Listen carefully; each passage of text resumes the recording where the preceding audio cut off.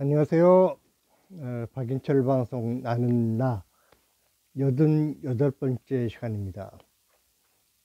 어, 중국 사람들이 이 8이라는 숫자를 무척 좋아한다고 들었습니다. 그러니까 이 부자 할 때 그 부자하고 그 아라비아 숫자로 이제 8을 발음했을 때 그 빠로 이제 발음이 되는데 그게 이제 같은 발음이라서 그러니까 8이 곧 부를 상징하는 이제 그런 용도로 이제 쓰인다라는 의미에서 그 팔자를 굉장히 좋아하는데, 그래서 뭐 올림픽 같은 경우를 하더라도 뭐 8시 8분에 개막식을 한다든가 뭐 이런 식으로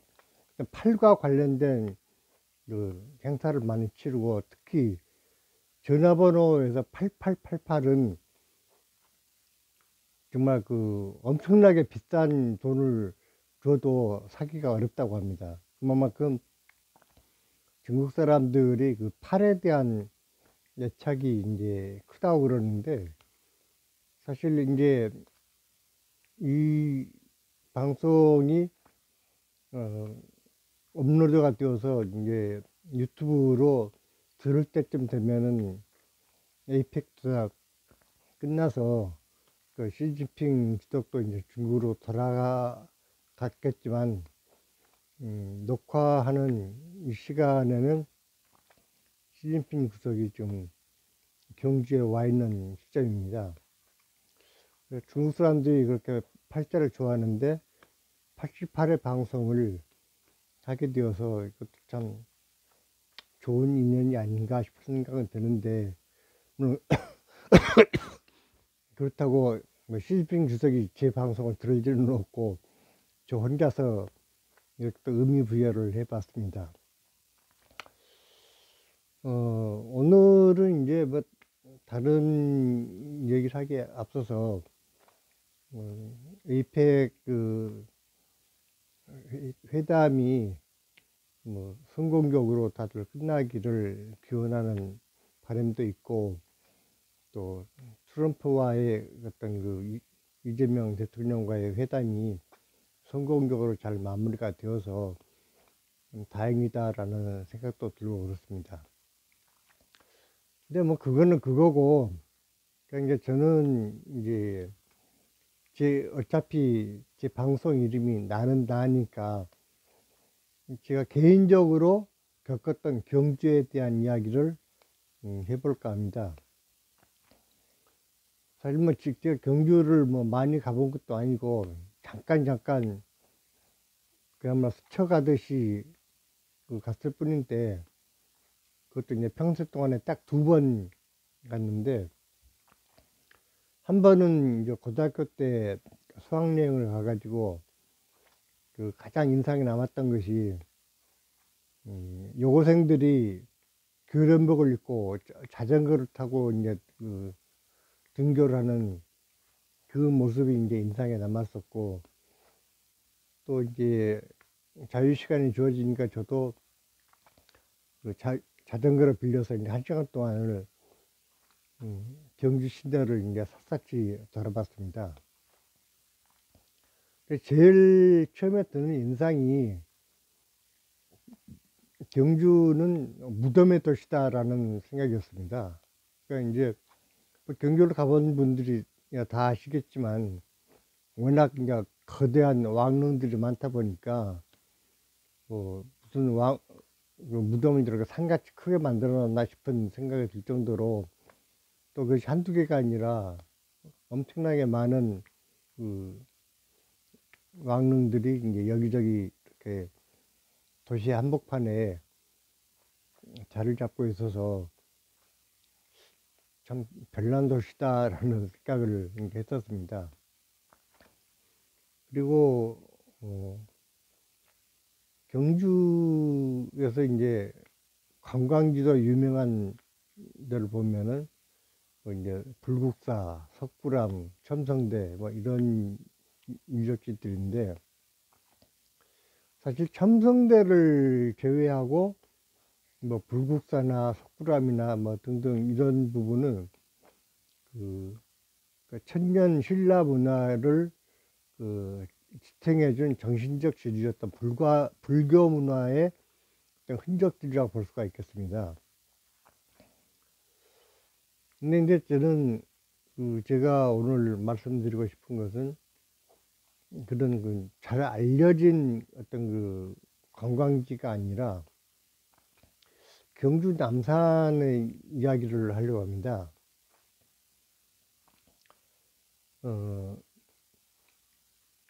저술과를 들어갔더니 이제 미술대학에서는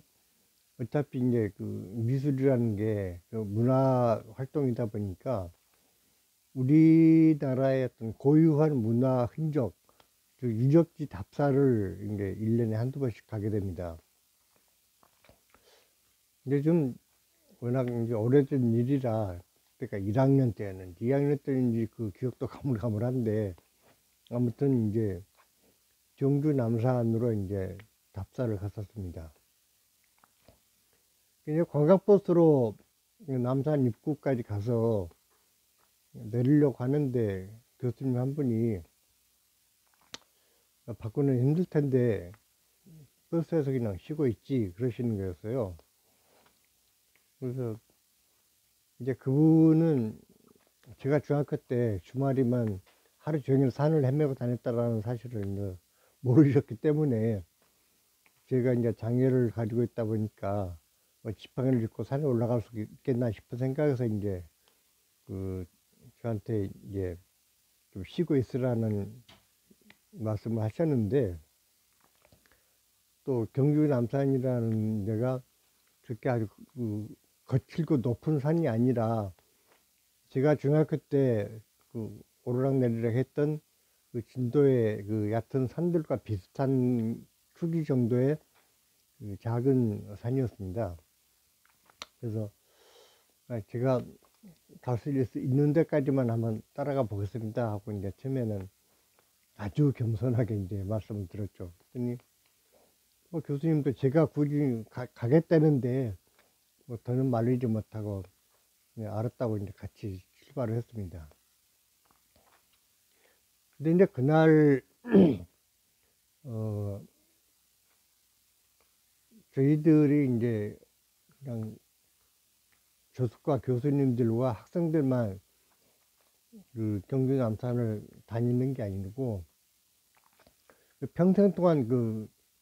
경주의 향토 문화를 연구하고 역사를 이제 공부하신 윤경열 선생님이라는 분이 이제 안내를 맡으셨습니다. 그분 당시에 이제 연세가 어떻게 되셨는지는 정확하게 모르겠는데, 머리가 허옇게 생긴 걸로 봐서 적어도 60대에서 70대 정도 되지 않았을까 싶은 생각이 드는데, 이분이 구수한 입담으로 설명도 재미있게 잘 해주시지만, 젊은 친구들이 지쳐가지고 비실비실 뒤로 쳐질 때도 이분은 남산을 그야말로 평지를 걷듯이 가벼운 발걸음으로 쭉 다니셨습니다. 그러니까 항상 선두에는 그분이 이제 맨 앞에서 이렇게 안내를 하셨고, 바로 윤경열 선생님 바로 뒤에 제가 이제 따라갔고, 나머지 학생들이 오히려 뒤쳐져 가지고 이제 뭐 쉬었다 가다 뭐 이런 식으로 이제 경주 남산을 이제 오르락내리락 했는데, 이 경주 남산이라는 데가 어떤 문화재가 많이 모여 있다, 뭐 유적지가 많다라는 차원이 아니라 그냥 산 하나가 통째로 유적이고 문화재 덩어리라고 생각해도 될 정도로, 그야말로 굴러다니는 돌멩이 하나까지도 단순한 돌멩이가 아니라 뭐 불상을 새겼던 흔적이 남아있는 그러한 불교 문화의 보고가 바로 경주 남산이었습니다. 그분이 그 한나절을 그렇게 이제 계속 남산을 오르락내리락 하면서 이제 여러 가지 그 유적지에 대한 설명도 해주시고 그 어떤 그 문화재에 얽힌 그 전설, 뭐 신라의 역사 이런 것들을 그야말로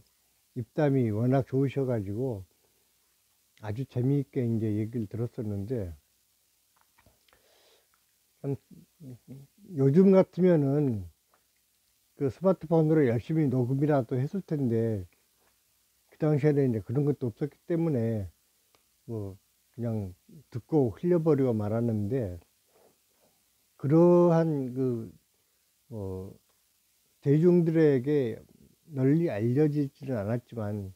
평생을 어떤 자기 고향의 어떤 문화를 탐구하고 역사를 공부하는 그런 분들이 정말 많이 나와야 되지 않을까, 그런 아쉬운 생각도 듭니다. 어쨌든 그렇게 이제 다니다 보니까 제가 이제 전혀 지치는 기색 없이 바로 이제 그 임경영 선생님 뒤에서 이제 쫄래쫄래 이제 따라다니니까 잠깐 앉아서 쉬는 사이에 그분이 저를 이렇게 돌아보시더니 저한테 참 대단하십니다 라고 이제 칭찬을 하시더라고요. 그러니까 그분이 보기에도 다른 젊은 친구들이 다 헉헉거리고, 물론 이제 그 중에 이제 유학생도 있고 남학생도 있고, 뭐 그때 조숙과만 1학년부터 4학년까지 이제 갔었지만, 그 이제 학생들하고 또 교수님들하고 또 그 과 조교들까지도 이제 가서 그때 일행이 한 70명이 좀 넘었던 것 같습니다. 근데 거기서 이제 늘 그 선두에 서가지고 윤경영 선생님과 함께 이제 호흡을 맞춰서 이제 산을 타니까 사람들이 보기에는 장애인이라고 이제 우습게 봤던 자신들보다도 더 가볍게 산을 타니까 완전히 그 괴물처럼 이제 느껴졌겠죠. 이제 그러다 보니까는 윤경영 선생님도 그 저한테 그렇게 이제 뭐 대단하다는 식으로 칭찬을 할 정도로 이제 얘기를 하시는데, 아무튼 그 경주가 가지고 있는 어떤 문화적 흔적들, 그리고 그 흔적들의 어떤 집합체 내지는 결정체가 바로 경주 남산이 아닌가라는 생각이 듭니다. 그러니까 지금 그로부터 벌써 한 40년 정도 이제 시간이 흘렀으니까 요즘은 또 경주의 모양이 어떻게 바뀌었을지도 모르겠지만, 이번에 어떻게 보면 그 에이펙 그 총회를 경주에서 하기로 그 선택한 것은 누가 선정했는지 모르겠지만은 참 절묘한 선택을 했다라는 생각이 듭니다. 왜냐하면 앞으로 이제 그 대한민국이 살아가기 위해서는 그 북구 강로를 개척해야 되고, 또 경남권이 어떤 북구 강로의 기점이 되고, 더더구나 이제 울산, 포항, 거제 등등 이쪽에 이제 그 조선 산업이 그 활성화되어서 그 세계 그 제1의 어떤 조선 산업을 활성화시킬 수 있는 그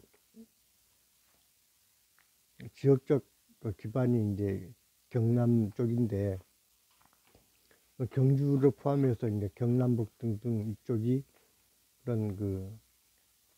신라 문화의 흔적으로 지금도 남아 있다는 것이 소중한 문화적 자산이 아닌가 싶은 생각이 듭니다. 물론 이제 저 개인적으로 그 신라가 삼국을 통일한 부분에 대해서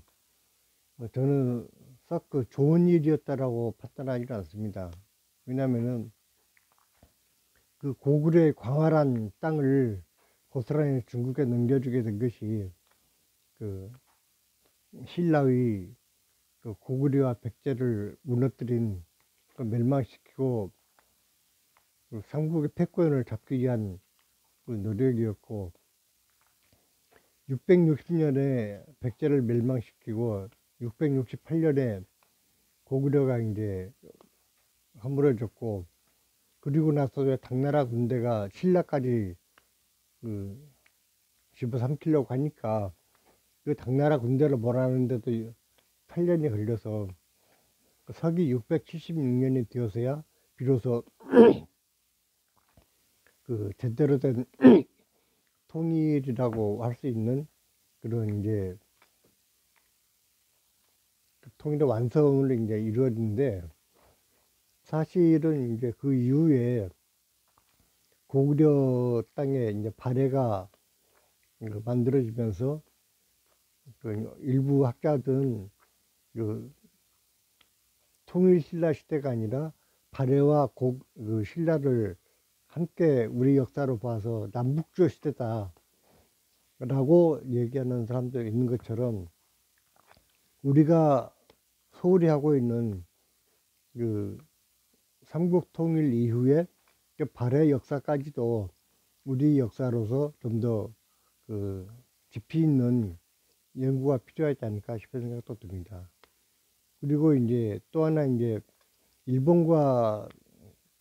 우리 한반도를 그 평생 왼수로 이제 만들고 있는, 그러니까 통일신라 시대 이후로 이제 고려시대, 조선시대 동안 늘 이제 일본의 어떤 왜구들이 그 해안부 지역을 침탈을 했고, 심지어 이제 임진왜란과 같은 그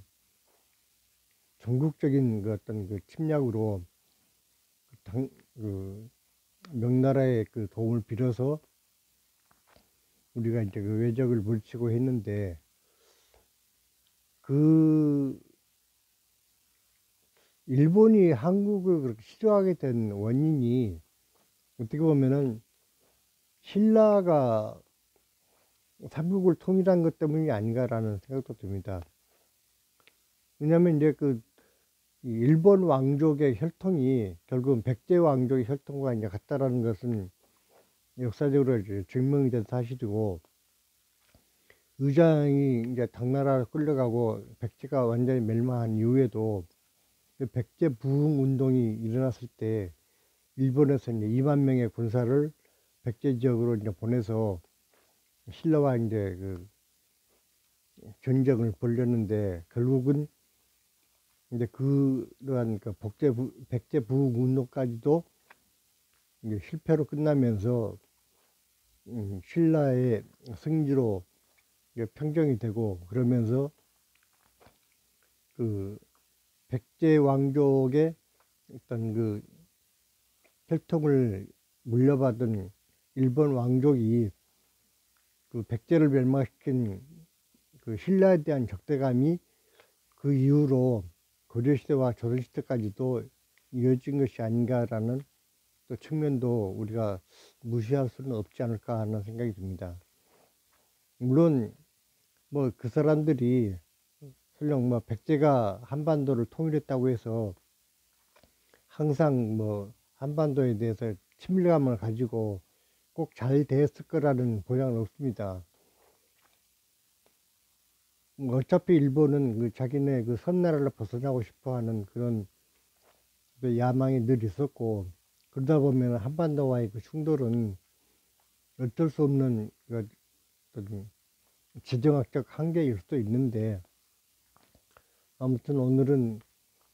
에이펙이 그 지금 진행되고 있는 이 시점에 경주가 갖고 있는 지정학적 위상과 그 천년 역사를 머금은 그 흔적들을 생각하면서, 또 제가 하루 종일 그 윤경열 선생님의 바로 뒤에서 경주 남산을 그 답사하려고 다른 어떤 사람보다 더 지치지 않고 하루 종일 산을 탔던 그 기억을 되살리면서 제가 체험했던 경주 남산에 대한 이야기를 말씀드려 봤습니다. 예. 오늘은 이제 이 정도로 말씀드리는데, 뭐, 이왕 들으시는 거 좋아요를 좀 눌러주시고, 뭐, 어떤 느낌이 있으시면 댓글도 좀 써주시고, 또 혼자만 듣지 마시고, 구독자도 좀 많이 모아주시면 더더욱 고맙겠습니다. 감사합니다.